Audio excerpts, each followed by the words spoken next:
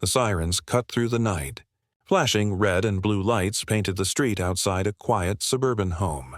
Marcus Reed had just finished buckling his kids into their seats when the sound froze him mid-movement.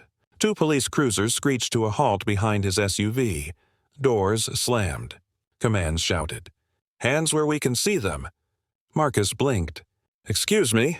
But before he could even take a step, one of the officers had already drawn his weapon. In the back seat, his little girl started crying. His son looked at him terrified. Marcus raised his hand slowly, calm but confused. "Officers, what's going on?" "Step away from the vehicle. Now." It happened so fast he didn't even have time to reach for his ID. He'd been through situations like this before, just not like this. Not in front of his children. One officer yanked open the driver's door. The other pushed Marcus against the side of the car. The metal was cold against his cheek. "Suspect fits the description," one muttered. Marcus exhaled slowly.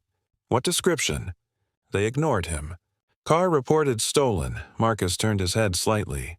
"That's my car. Registered under my name. You can check." The taller cop, maybe mid-30s, white with mirrored sunglasses even though it was night, sneered. "Yeah, we'll see about that," Marcus's son whispered. "Dad." "It's okay, buddy," Marcus said quietly. "Just stay calm," but his voice was shaking a little. Not from fear, he'd faced worse, but from anger at the look on his children's faces. Neighbors peeked from windows. Someone started recording on their phone. "Look at this," one of the officers said, opening Marcus's door wider. Keys still in the ignition. "Car's running." Just like the call said. Marcus clenched his jaw. "Because I was leaving. Taking my kids home from school." "Sure you were," the officer said sarcastically. Then the handcuffs clicked. Cold, metallic, final. His son cried out, "Don't take my dad!" His daughter sobbed louder. Marcus stayed quiet. Years of training taught him control. He wasn't some man off the street. He'd spent 2 decades in government service. But that didn't matter right now. "Sir, please let me explain," Marcus started. "Save it," one cop snapped. "We've heard it all before."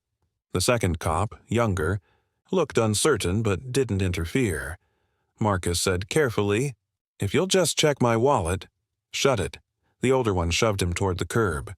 His knees hit the pavement. The camera phones caught everything. Marcus looked up at the night sky for a second. He'd been through military checkpoints overseas, terrorist raids, undercover stings. But this, being treated like a criminal in front of his own kids, that cut deeper than any wound. Then, as the officers searched him, something slipped from his jacket pocket. A black leather badge case hit the ground with a soft thud. The younger officer picked it up. He opened it and froze. The gold emblem gleamed under the flashing lights. U.S. Department of Homeland Security. The kid's mouth opened slightly. Sir?" The older officer frowned. "What?" The young one swallowed. He's a federal agent, Lintz." Even the radios seemed to go quiet. Marcus turned his head slowly. "I told you," he said, voice calm but heavy. "You just never listened." The older cop stammered, "Wait, you're DHS?" Marcus nodded.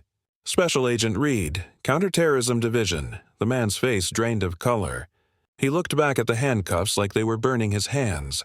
Marcus kept his voice low. "Now take these off." The younger cop rushed to unlock the cuffs. "Sir, we're sorry. There was a report."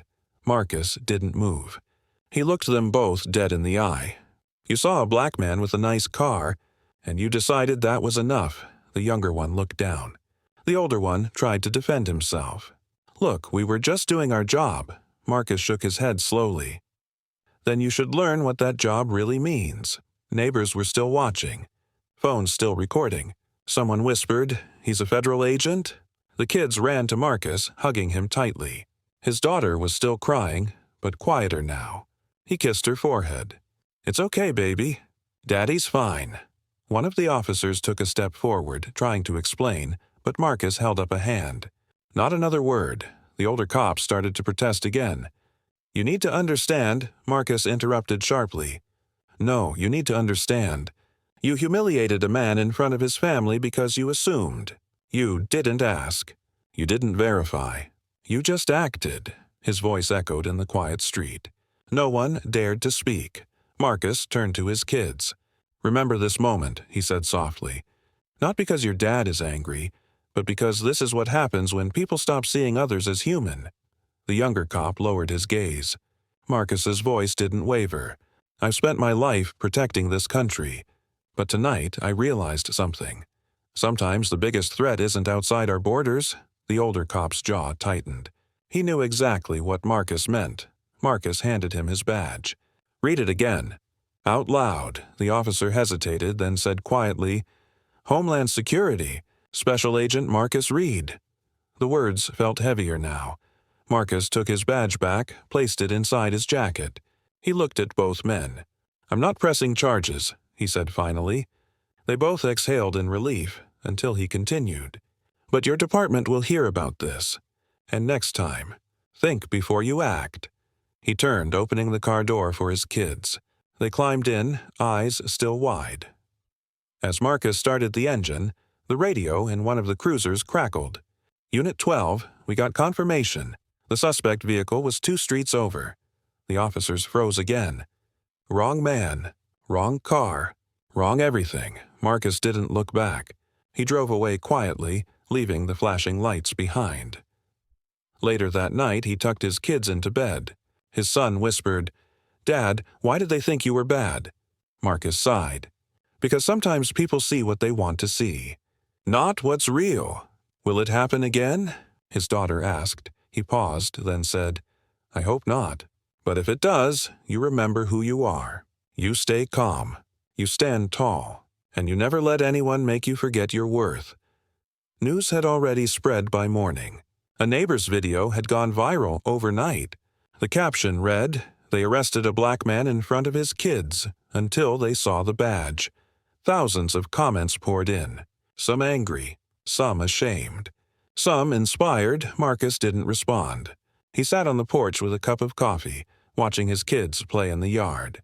He'd seen too much to believe one video would change the world, but maybe it could start a conversation. A week later, the police chief called.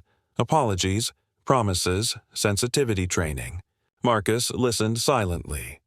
When the chief finished, Marcus simply said, "Good, start with those 2. He hung up, then smiled faintly as his kids ran up with their backpacks. It was a new morning, different light, same world, but a little more aware. He opened the car door for them again. Same SUV, same neighborhood, but this time, no flashing lights, just the sound of laughter. Marcus looked at his reflection in the rearview mirror and whispered, "Respect isn't given. It's shown." He shifted into gear and drove off.